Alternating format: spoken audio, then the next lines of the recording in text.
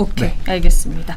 자, 이번에는 이재명 대통령 지금 지지율 그래픽 한번 보겠습니다. 강선우 후보자 때문일까요? 뭐 때문일까요? 어쨌든 지금 하락했습니다. 지난 일주일 전보다 2.4%포인트 줄어서 지금 62.2%입니다. 60%인데 지금 보수 입장에서는 보는 게 60%대에 지금 박스권에 갇혀 있는 것 같다. 60% 하락 원인이 어떻게 보면 뭐 강선우 후보자 여러 가지가 있겠지만 하락 원인 우선 뭐라고 좀 보시는 건지, 그리고 이재명 대통령이 지금 60%대 그 조사율도 믿지 않으시는 분들도 많지만요. 60%대가 결국 잘한 게 또 아니라는 목소리도 많아요. 그러니까 네. 60%를 잘한 거라고 생각하면 안 돼라고 이제 생각하시는 분들도 많으신 것 같더라고요. 어떻게 보세요? 저게 이제 3주차 집계고요. 네. 2주차 집계 때 국민의힘의 지지율이 한 19%, 18% 나오면서 국민의힘 측에서 우리 측에서 너무나 많은 충격을 먹어서 전화 좀 제대로 받아달라, 전화를 제대로 받아달라라는 영향이 또 있을 것이고요. 가장 직접적인 원인은 인사청문회겠죠. 인사청문회 많은 논란이 가장 직접적인 원인이 있을 것이고, 또 사실 그 각종 재난 사태, 수해, 비가 많이 와가지고 거기에 대해서 국민들이 직접적인 영향을 받은 거에 대해서도 그런 거 하나하나가 정부의 여론조사에 다 영향이 갑니다. 그래서 결국에는 허니문이 이제 끝났다, 허니문이 무너지는 신호탄이지 않을까.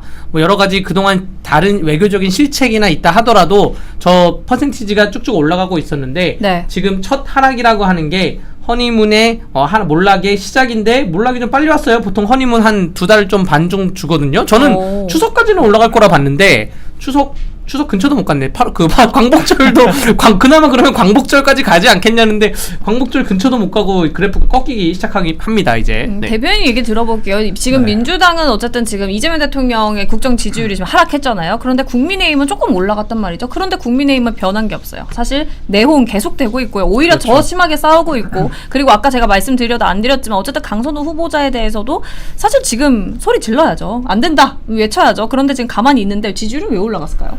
뭐 일단은 지지율이라고 하는 것이 우리가 하나만 가지고 다 판단할 수는 없는 것이고요. 우리가 대전제를 확인해야 될 것이 과연 지금 이재명 대통령의 취임초 60% 초반대가 높은 것인가?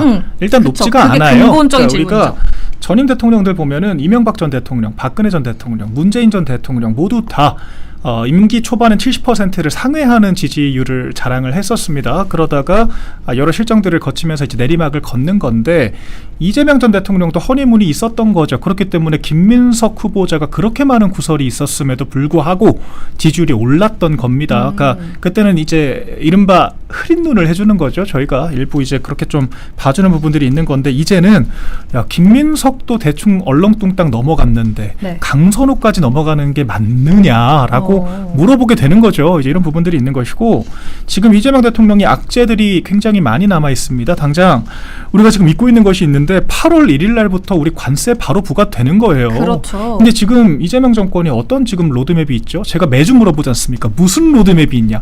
아무것도 없습니다. 아직도 상견례조차 못하고 있고, 아니 조선일보에서 그렇게 보도를 했잖아요. 트럼프 대통령이 하루 정상회담을 평균 2번씩 합니다. 그런데 왜 전통 우방인 한국의 대통령에 대해서는 지금 한 달 넘게 상견례를 하지 않죠? 이런 것들은 미국의 인식을 너무 적나라하게 보여주고 있다는 것이고요. 또한 지금 이재명 대통령 지지율을 그나마 부양하는 게 제가 봤을 때 증시예요. 증시.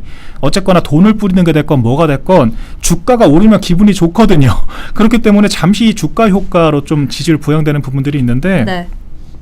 주식이라는 게 오르면 필연적으로 내리게 되어 있습니다. 그렇죠. 그러니까 그 변동성이 있기 때문에 주식시장이 또 이제 값어치가 있는 것이기 때문에 우리나라가 기업 가치보다 훨씬 더 좀 증폭된 거품이 끼어 있는 지금 상황이라고 하면 또 이제 외인들이 들어오고 공매도 압박이 또 생기게 되면서 증시는 떨어지기 마련이거든요. 더군다나 지금 관세 부과되죠. 안에서는 지금 고용노동부 장관이 민노총 간부 출신이에요. 당장 중대재해처벌법 강화한다라고 하고 노란봉투법 한다라고 하고 그쵸. 이런 상황에서 우리나라 기업들이 계속 압박에 시달릴 수밖에 없습니다. 해외 이전도 가속화가 될 것이고요. 그러면은 결과적으로 기업의 펀더멘탈이 보장이 안 되면 돈으로 부양한 증시는 꺼질 수밖에 없습니다. 그러니까 지금 관세 압박, 그리고 이제 증시도 하락세를 맞을 수밖에 없고, 부동산 정책의 효과성을 조만간 우리가 또 판단을 해야 될 것이고, 인사 참사 이런 식으로 이어지게 되면은 앞자 5 금방 갈 거예요. 그래서 지금 야당은 사실 아까 야당도 좀 답변을 드리자면 야당의 포지션이 그렇습니다.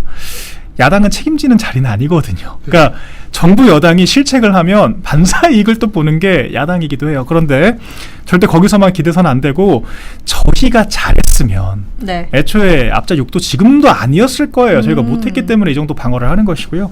어쨌거나 전당대회 시즌이 시작이 됐으니까 이제 각자 후보들의 입장을 우리가 살펴보고 또 선택을 하지 않겠습니까? 거기서부터 다시 세탑을 쌓아야 된다. 그렇게 보여집니다.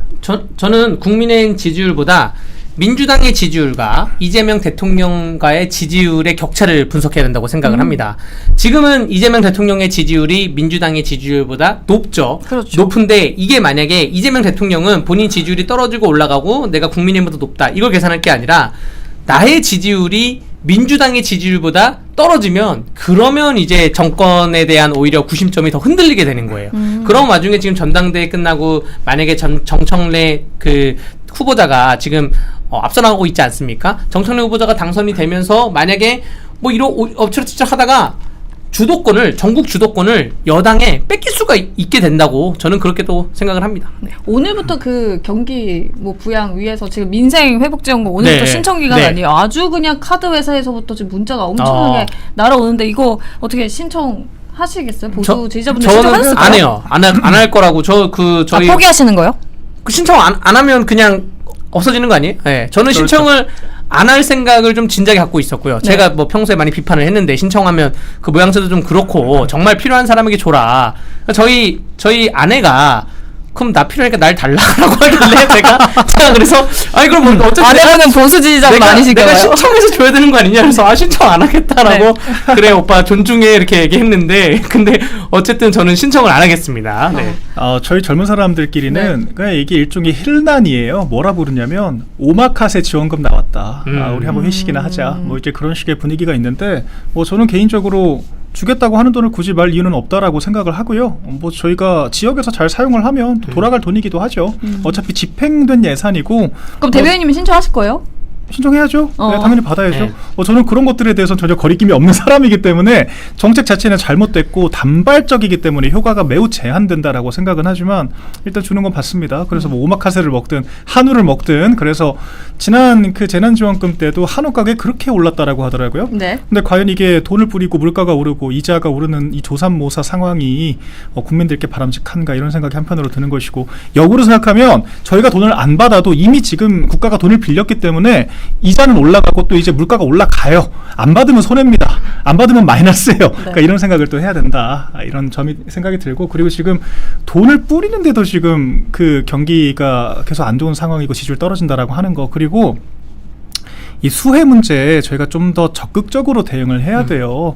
그러니까 저도 대통령 초반에 딱 이맘때쯤이었습니다. 제가 행정관 들어가자마자 윤석열 전 대통령 몇 날 며칠 밤새 가면서 호우 대응했었습니다. 그때 민주당이 호우 대응을 하는데도 비판을 했습니다. 현장 가서 방해한다고. 민주당은 그런 정당이에요. 야당을 할 때 그렇게 잔인하게 합니다. 그런데 지금 19명이 사망 또는 실종됐거든요.